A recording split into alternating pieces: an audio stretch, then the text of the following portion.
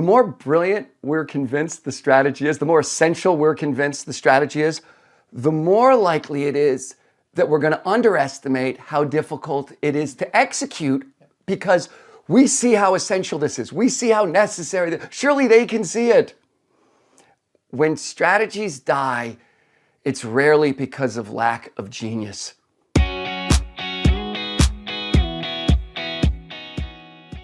So the first trap is the urgency trap. I think I know what you mean by that, but how would you describe it? Weeks are going by. Everyone is as busy as they can be, and you're not making any progress on that most important thing.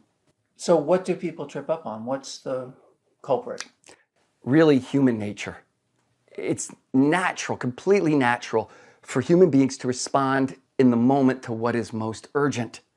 The day job, what we call the whirlwind, all the activities necessary to maintain the business always feel in the moment more urgent than strategic priorities. This is why nobody gets a pass on this one.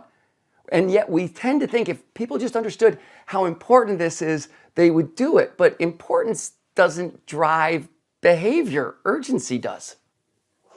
So how does a leader stay out of the urgency trap? I like the quote from James Clear in Atomic Habits. We don't rise to the level of our goals. We fall to the level of our systems. And this doesn't happen on its own. Leaders need to create mechanisms for systems, for driving energy towards non-urgent activities. You cannot expect that it's going to happen because people know it's important. The second execution trap is the complexity trap. How would you describe that? Execution doesn't like complexity. The two best friends of execution, simplicity and transparency. I guess when you say that, everybody gets it. They get that one. We've all stepped in that one before. So, but sometimes the plan is complex. Right. So what do you do? What do you suggest to a leader to not get caught in complexity? I almost hate to say it for that reason, because I'm looking at these leaders and I know the complexity of what they're trying to accomplish. Here's a good exercise. If you can look at your strategy in terms of one breakthrough objective per team, what would it look like? So if every team is clear on the one critical objective necessary for the strategy, in addition to their day job, if you can get it down to that level, you're in a really nice position to execute a strategy. So the next execution trap seems to go hand in hand with the complexity trap. Tell us about the target trap. The target trap is where a leader has a concept posing as a target. It's very difficult to execute on concepts, right? The language of execution, it is targets. And yet concepts are really seductive. They're compelling. This is how things start. These are our ideas. We know we need to be more consultative in our sales approach. And we know, but that's a concept. We know that we need to take a collaborative approach towards innovation and we need to streamline our work processes, right? It's okay if it starts as a concept, but if it stays a concept, even a very compelling one that we're really good at talking about, it's going to die a concept. Number 4, the persuasion trap. This one made me laugh, especially coming from you. I might be the poster child for this trap. I get it. I really like this one. In version 2.0, you go into this in detail, but I don't remember you talking about it in the first one. No, we didn't see this right away. It's so natural for leaders to think, for everybody to think, that we've really got to sell this thing. And that has its place. But if you're a very persuasive person, it's easy to think that being persuasive is how you get engagement. And it's really not true. Like, I might be a very, very persuasive person. But ultimately, if the strategy requires people's hearts and minds, like if I really need them committed, not just compliant, then it's really more about pulling them in. And that's different. So what does that look like?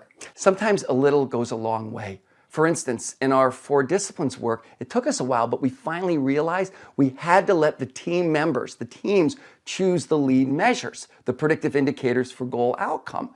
Even if it meant choosing off of a menu of options that we had created, they needed to be a part of the solution. They needed to have the final say on the how they were going to go at the goal. And that made a huge difference. Number 5 is the futility trap. And we've talked about this one before. Yeah, we have. When people feel that the goals are just out of reach. Right. And as ominous as this one is, it's sometimes hard to know when you're in it. People that are caught in this sort of soul-crushing sense of futility where they can't connect the dots between where they are and where they need to go, they don't rebel, they don't argue, right? It usually shows up as just compliant behavior or maybe just sort of a resignation back into the day job, just fall back to the whirlwind. So what advice do you have for staying out of the futility trap? I think it starts by being clear on the difference between change and uncertainty. We think that people, I used to say this, I used to just take it for granted that people resist change. But there's been a lot of work that's been done on this, and people don't inherently resist change. People actually initiate change quite a lot. We think people resist change because what they resist is uncertainty. People don't fear change, they fear the uncertainty that comes with change. And for a leader, that's actually good news.